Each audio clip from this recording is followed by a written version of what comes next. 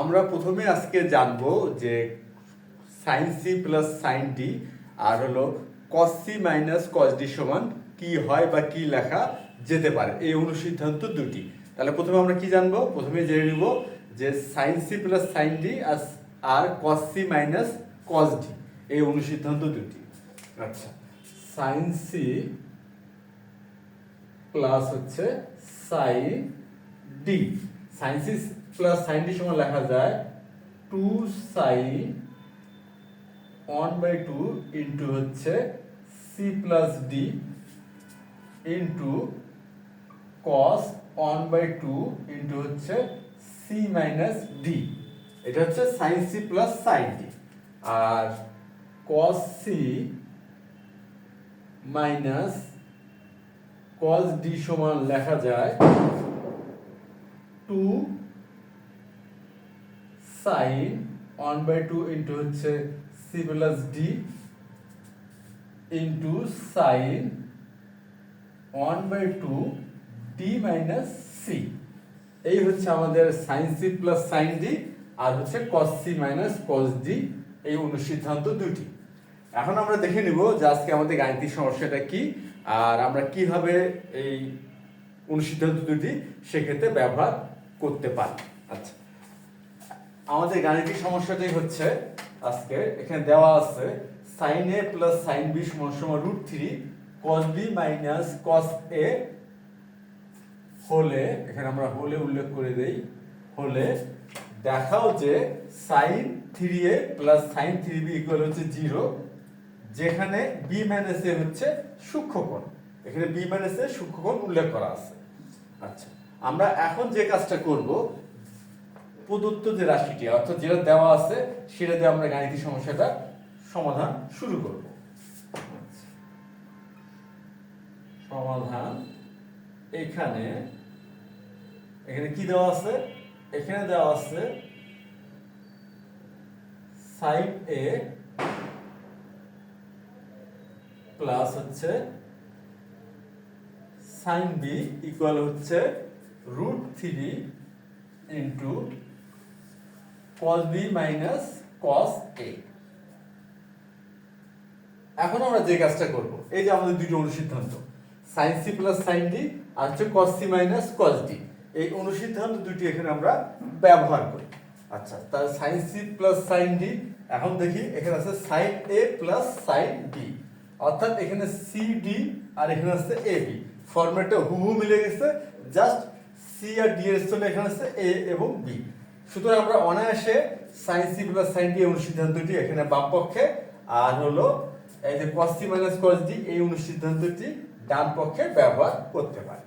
আচ্ছা, সুতরাং আমরা এখানে ব্যবহার করি, এখানে হচ্ছে 2 sin 1/2, এটা হচ্ছে a plus b into cos 1/2 a minus b equal, আমরা এখানে sin c plus sin d এই অনুসিদ্ধান্তটি ব্যবহার করলাম।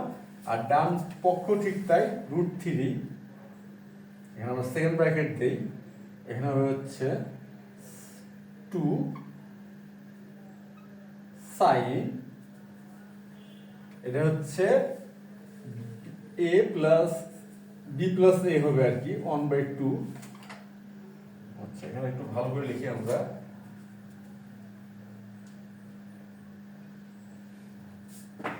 এখানে কি ছিল 2 sin 1/2 c প্লাস d, সুতরাং হবে 2 sin 1/2 c প্লাস d, আর এখানে c মানে হচ্ছে b আর d মানে হচ্ছে a, সুতরাং আমরা এখানে লিখব b plus a into cos into হচ্ছে sin 1/2, এখানে একটু খেয়াল করে দেখি c মাইনাস d নয়, কিন্তু এখানে কিন্তু আছে d মাইনাস c, কি আছে d মাইনাস c, অর্থাৎ d এখানে কিন্তু a হবে, তাহলে এখানে আমাদের হবে a মাইনাস b। এটা কিন্তু একটু খেয়াল করতে হবে। সাধারণত অন্যান্য যে এই যে sin c plus sin d বা অন্যান্য যে অনুসিদ্ধান্তগুলো আছে এই টাইপের বা এই ফরম্যাটের যে অনুসিদ্ধান্তগুলো আছে প্রতি ক্ষেত্রে কিন্তু হয় c মাইনাস d, কিন্তু একমাত্র এই cos c minus cos d এর স্থলে হচ্ছে d মাইনাস c, অর্থাৎ d মাইনাস সি। তাহলে এখানে কি হচ্ছে, এখানে আছে কি, তাহলে হবে কি, এখানে বি হচ্ছে সি, এ হচ্ছে ডি, সুতরাং এখানে হচ্ছে এ মাইনাস বি। এখন আমরা একটা বিষয় খেয়াল করি, আমাদের উভয় পক্ষে এই যে এখানে কি আছে, বাম পক্ষে 2 sin 1/2 a প্লাস বি, আর এখানেও আছে 2 sin 1/2 বি প্লাস এ, আর বি প্লাস এ আর এ প্লাস বি কিন্তু একই, শুধু আমরা উভয় পক্ষ থেকে এটা কি করতে পারি, বাদ দিয়ে দিতে পারি। যেহেতু হুবহু একই আছে, আমরা উভয় পক্ষ থেকে বাদ দিতে পারি। আর এখানে একটা রেফারেন্স আছে, বি মাইনাস এ হচ্ছে সূক্ষ্মকোণ, যেহেতু বি মাইনাস এ সূক্ষ্মকোণ, সুতরাং এ প্লাস বিও কিন্তু সূক্ষ্মকোণ, অর্থাৎ সাইন 1/2 ইন্টু এ প্লাস বি, এই যে ত্রিমিতিক অনুপাতটা, এটার মান শূন্য হবে না, যেহেতু এটা সূক্ষ্মকোণ বি মাইনাস এ, সুতরাং এ প্লাস বিও সূক্ষ্মকোণ, এটার মান শূন্য নয়। আর যেহেতু এটা শূন্য নয়, সুতরাং আমরা উভয় পক্ষ থেকে এটা বাদ দিয়ে দিতে পারি। তাহলে আমাদের থাকলো cos 1/2 a minus b equal হচ্ছে √3 sin 1/2 a মাইনাস বি, আমাদের এটা থাকবে। এরপর আমরা যে কাজটা করব, এই যে সাইন, সাইন এখানে কি গুণ আছে, বাম পক্ষে নিয়ে আসলে হবে ভাগ। তাহলে আমরা তাই করি, বা cos 1/2 a minus b divided by sin 1/2 a minus b equal হচ্ছে √3। এটা আমরা কি করলাম, এই যে ডান পক্ষে ছিল sin 1/2 into a minus b, এটাকে আমরা সাইড চেঞ্জ করলাম, আর এটা সাইড চেঞ্জ করাতে কি হলো, এখানে ছিল গুণ, এই পাশে আসলে হলো ভাগ। এখন আমরা একটা বিষয় খেয়াল করি, cos by sin, cos by sin কি হয়, cot হয়, সুতরাং এখানে আমরা cot লিখতে পারি। তাহলে এখানে হবে বা cot 1/2 a minus b equal হচ্ছে, আর এখানে আছে √3, আর cot কত ডিগ্রির মান √3 হয়, cot 30 ডিগ্রির মান √3 হয়। তো সুতরাং এখানে আমরা লিখতে পারি cot 30 ডিগ্রি। বা এখন এ পাশে cot এ পাশে cot, উভয় পক্ষ থেকে এই যে cot আমরা অপসারণ করতে পারি, অপসারণ করলে যেটা হবে 1/2 a মাইনাস বি ইন্টু সমান 30 ডিগ্রি। তাহলে অতএব a মাইনাস বি হবে কি, এখানে 1/2 আছে, তাহলে 2 এখানে গুণ হবে, তাহলে হচ্ছে 60 ডিগ্রি। আমরা কিন্তু a মাইনাস বি এর মান পেয়ে গেলাম কি, 60 ডিগ্রি। a মাইনাস বি এর মান কত পেলাম, 60 ডিগ্রি পেলাম।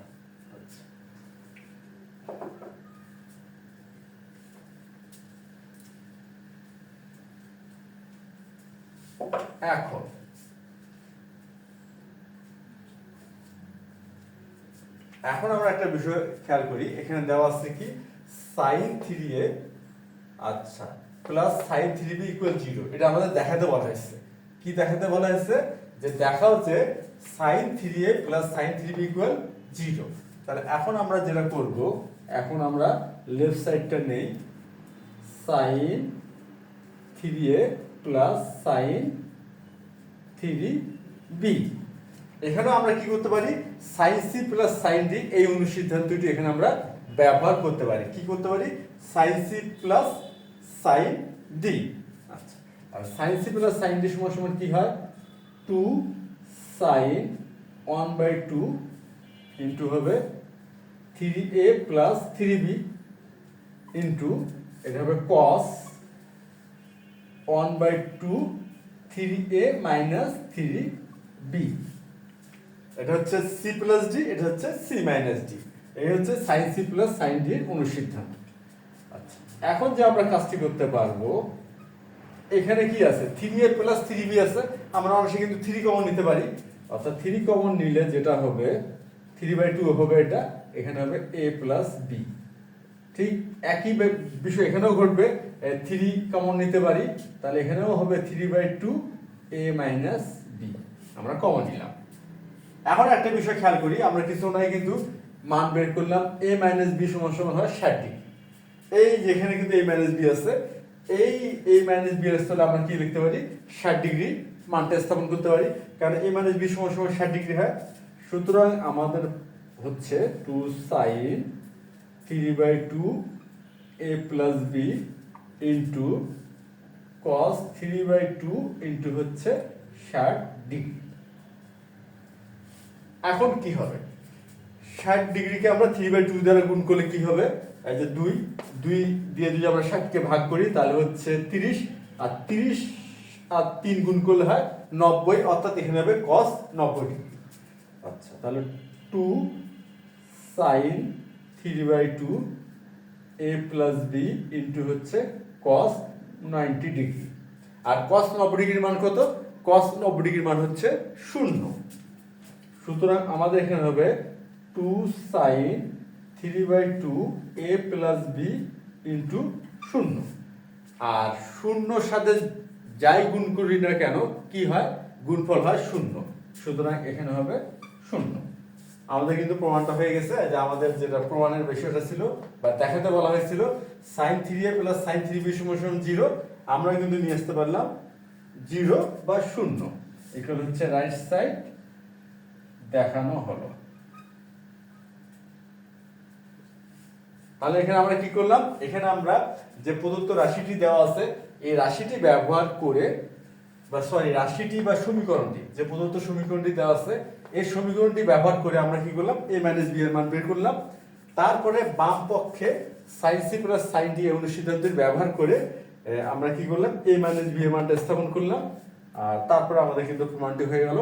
আশা করি আজকের এই গাণিতিক সমস্যাটির সমাধান তোমরা সবাই বুঝতে পারছো। তাহলে আজ এই পর্যন্তই, ধন্যবাদ তোমাদের সবাইকে।